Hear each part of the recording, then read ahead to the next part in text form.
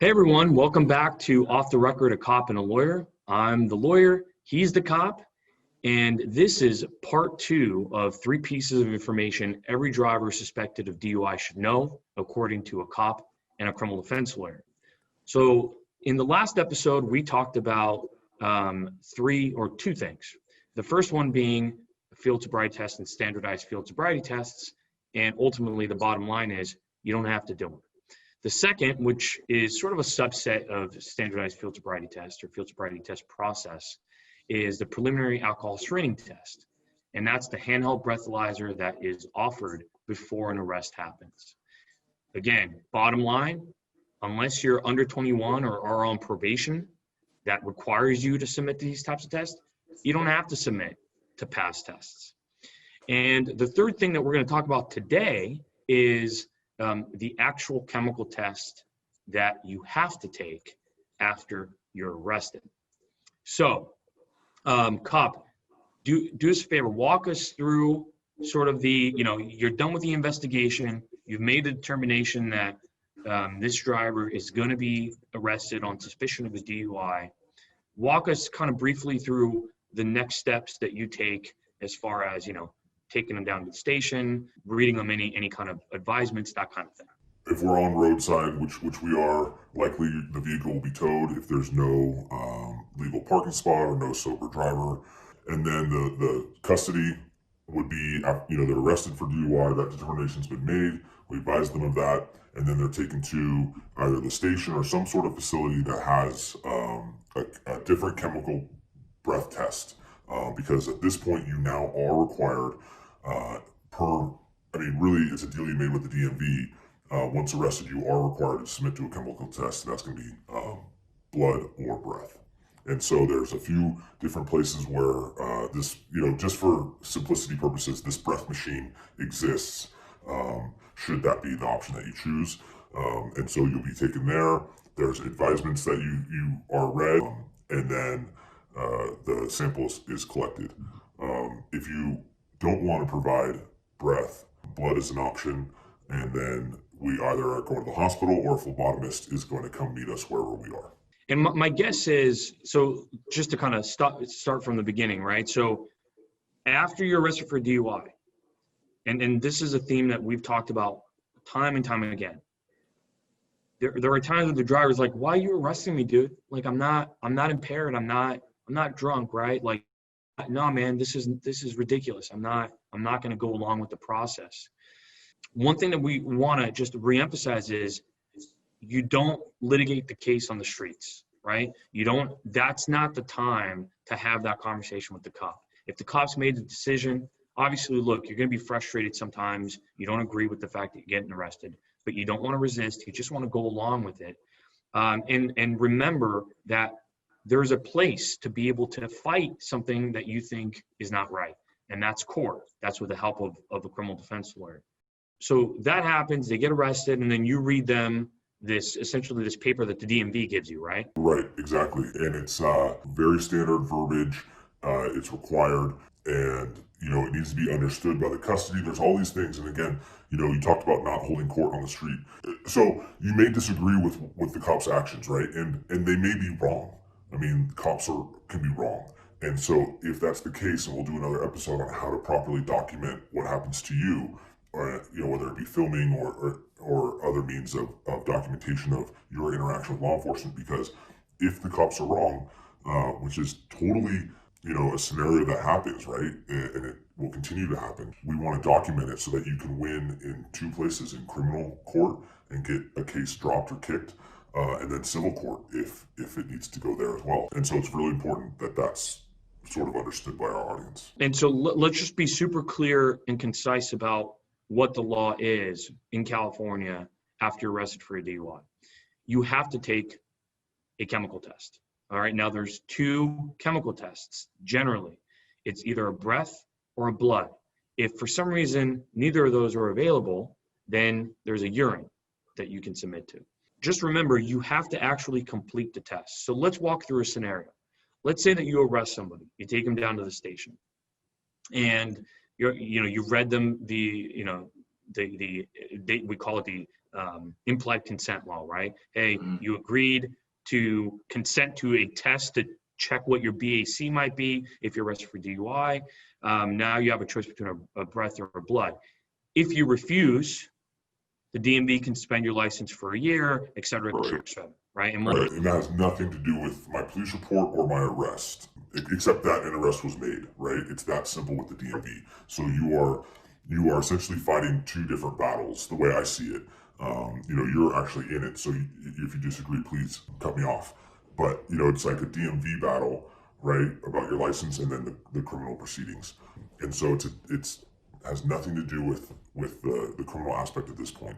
It's as simple as you made a deal with the DMV to consent to a chemical test if you're arrested for DUI. That's it. That's it. You're right. And let's work out that type of scenario, right? So you've read them everything you're supposed to, and then the person decides, you know what, I'm not down with this. I'm not going to be submitting to any test. Okay. That is considered obviously a refusal.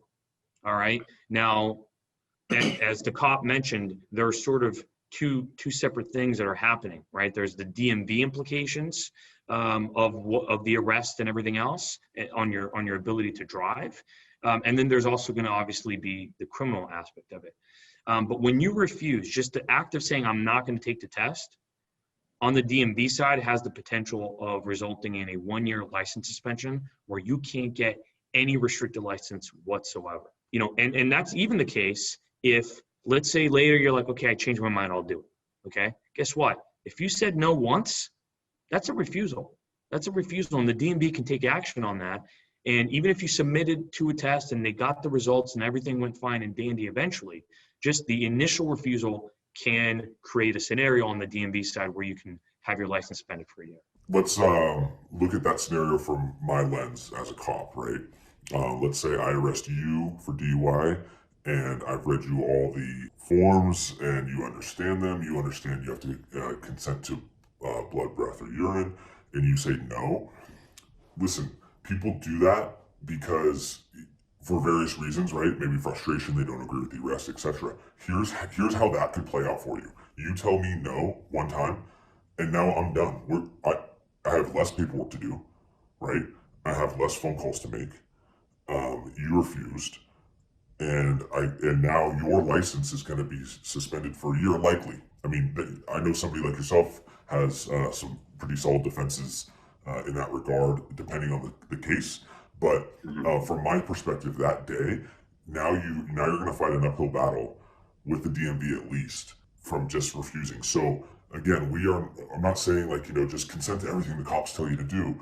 I'm saying understand that they're not your friend in this scenario and that they are not going to look out for your best interest when it comes to your administrative life, which I file a license into my administrative life, right? Understand what's required of you, understand what's not and when, and then, make those decisions accordingly. But you very likely could be in a scenario where the cop says, okay, here, consent, and you say no, and okay. What could happen then, though, is a telephonic warrant where a phlebotomist comes and you'll be essentially held down, and a phlebotomist will take your blood from you. But you're still going to be facing an uphill battle when it comes to your license being suspended for 1 year. Yeah, totally. And so that's an important component, right? Is that if you say no, again, and if you look at the big picture, this is kind of a hard thing, right? For someone who's not involved in the criminal justice system, it's like, okay, all right, guys, last episode, you emphasized that under the law, you can say no. You don't have to answer any questions about where you've been going, et cetera. You don't have to engage in any sort of information sharing other than license, registration, insurance, right? When you get pulled over for a DUI, you don't have to tell them where you've been, how much you've been drinking, what you've been doing, et cetera. You told us that you don't have to submit to FSTs. You told us that you don't have to submit to a PAVS. But now you're telling us that if you're arrested for a DUI, you have to submit to a chemical test. Correct. That's what we're telling you. And I know it's weird because it's like there's this weird relationship where it's like, look, I'm not giving you information. I'm not going to make your life easier, cop, by giving you evidence that's going to help support my prosecution. But this is what the law is. Once you're arrested, you have to submit to a chemical test. And one thing that we should talk about is that some people are like, well, man, I get this, right? Man, honestly, I was so drunk, dude. I don't remember. Like, I was just like, I didn't have the capacity to even say yes or no. And that makes total sense to me, and I agree with that. However, the law doesn't care. There are a few situations where, if it's, for example, officer-induced confusion, meaning the cop made a mistake that caused confusion that led you to say no to the chemical test, maybe sometimes that is a defense on the DMV side, but almost everything else isn't going to work. And so, as the cop said, if I'm arrested for DUI and I say no to a chemical test, he's going to go call up a judge, say, hey, judge, here's what's going on. Here's why I think there's probable cause that this person was driving under the influence. Will you give me a warrant to draw blood? Almost always the judge is going to find that there's enough, right, for that level of proof to issue a warrant. And then, like the cop said, either you play along and you do the right thing and you just give them the blood, or they'll strap you down and take it forcefully, right? So that's a refusal scenario. But let's talk about kind of the in between, right? Let's say you're like, yeah, I'll take the breath. You know what, actually, right? And cop, I know you're going to talk about you having experienced this, right? The game playing, right? Actually, I want to take the blood, right? Then the phlebotomy shows up. It's like, actually, I'm going to take the breath. So if you start playing those games, it's going to depend on the cop. But some cops are like, dude, that's it. This is not, you have to do one. And if you don't complete it, I'm going to treat this as a refusal. And then they're going to go get a warrant and draw your blood, right? That's how, right? So have you had that experience? Have you handled that? Yeah, and you're exactly right. It's going to vary, and this is why I think that this is why I'm so excited about the content we're creating, because there are so many nuances to navigating the criminal justice system that people that aren't in this profession or one of our professions just don't have access to unless you're living in it, which is a super scary place to be. And so it all depends. And this is why an episode like this, and again, our content, I think is so valuable to folks, or could be, and we hope it helps people, because it just depends. So again, the rule is, and we're not here to debate whether it's a good rule or not a good rule. The rule is the rule, and we're going to help you navigate it. You have to complete the test. And so if you play the games, I kind of blow a little bit into the breath machine, or I decide I want to give blood, but no, I don't like needles now, and then I want to go back to the breath. It depends on the cop. There is sometimes policy that dictates, depending on what jurisdiction you work in or what agency you work for, that will help, that will tell the cop how to navigate that situation. But oftentimes there's not, and it's sort of just left up to their discretion. I mean, that's a big word that when we start talking about discretion, ears should perk up, because it means that there's really kind of no written rule. And so it will just depend on the officer. I mean, it's as simple as this. You roll a stop sign. Who listening to us has ever done that, right? Or something similar and gotten pulled over.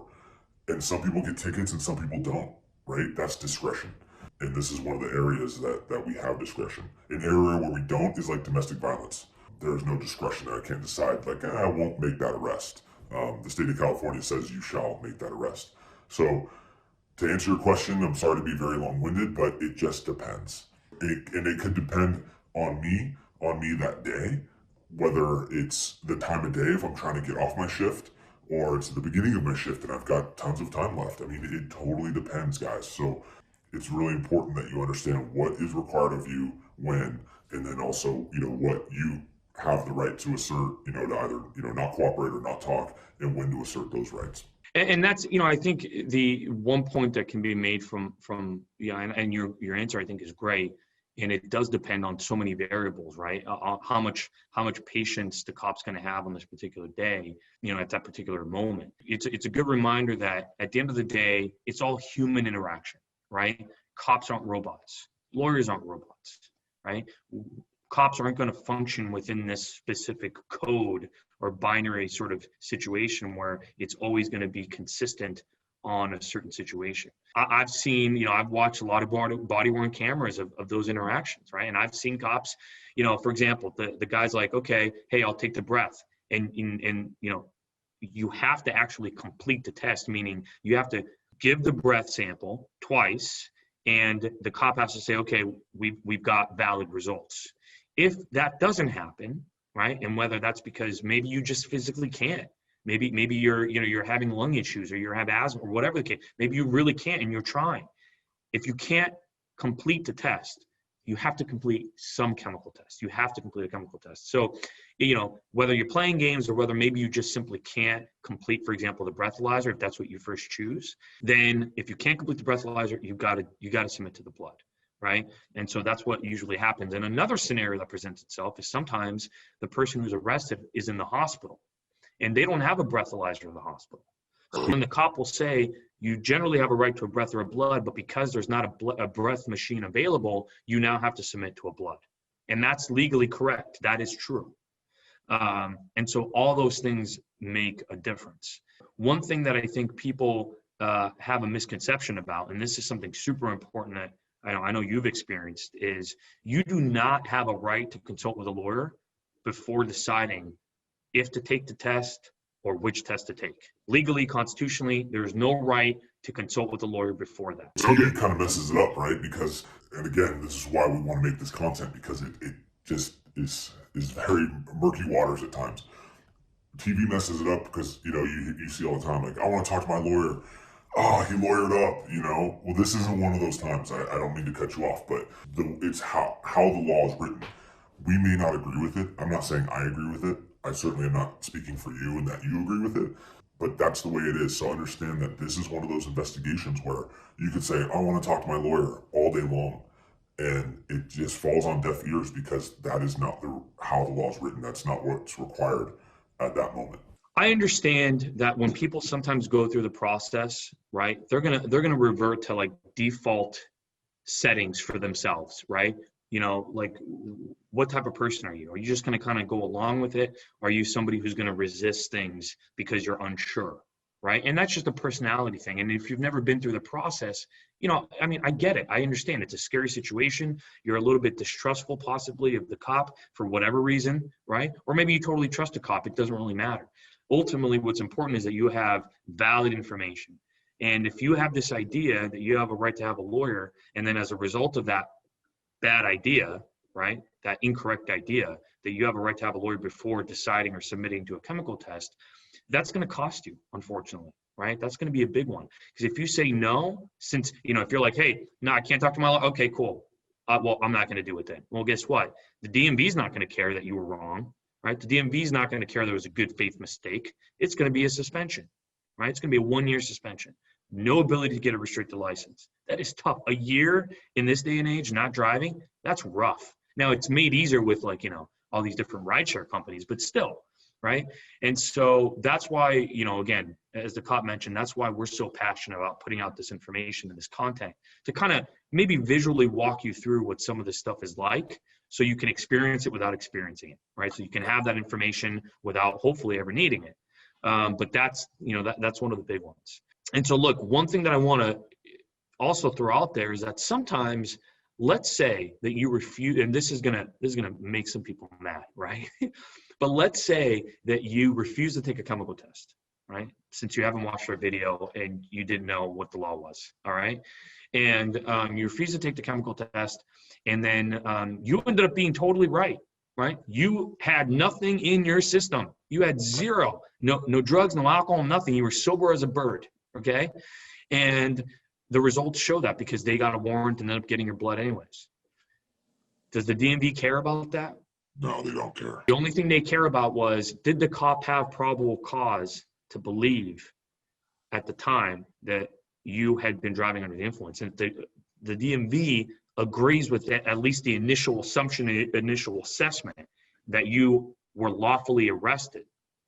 Even if you have zero in your system, it's still going to be a suspension because, again, it's the refusal that triggers the suspension. And that would be one of the worst case scenarios where you get stopped, the cop is wrong from Jump Street in his assumption that you may be drunk, but probable cause could still exist based on the interaction and because here's a scenario and one that could fall into this category is, let's say you're having a medical issue and you crash your car and whether there was a seizure or something and you're woozy and you have symptomology that is consistent with being drunk and the cop is just not very good at his job, and but the DMV would later agree with it. Let's say in that scenario, because that scenario does happen, like where someone's wrong, someone agrees with that wrong, right? I mean, that's how jacked up this can get, and all of that would be in a hypothetically scenario, right? All of that would be legal and just is what they would say, right? Where you would still get your license suspended based on probable cause existing for that interaction and your refusal, even though you are sober as can be.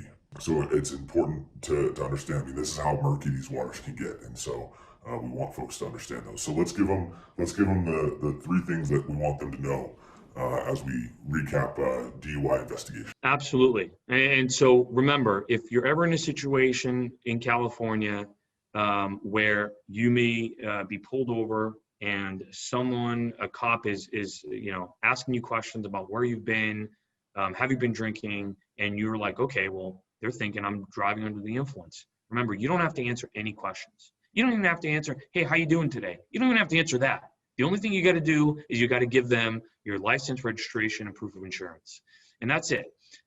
So the field sobriety test, the ones, which include the pre-field sobriety test, the questions about where you've been going, what you've been doing, don't have to do those. Right. You don't have to submit to any of the testing. You don't have to do the PAS, right? The preliminary alcohol screening test. And then that's the roadside one. Roadside one, exactly. Before being arrested. And then if you're arrested, remember, don't fight the case on the streets. And if you're arrested, you do have to submit to a chemical test and complete a chemical test. And remember, even though you're going to be unhappy sometimes about the way you were treated, you may be unhappy about the situation in general, you're going to feel like it's not right. That's why there's a criminal justice system. That's why there are criminal defense lawyers to help you navigate that, to make sure your rights are protected and that, a just result, is achieved.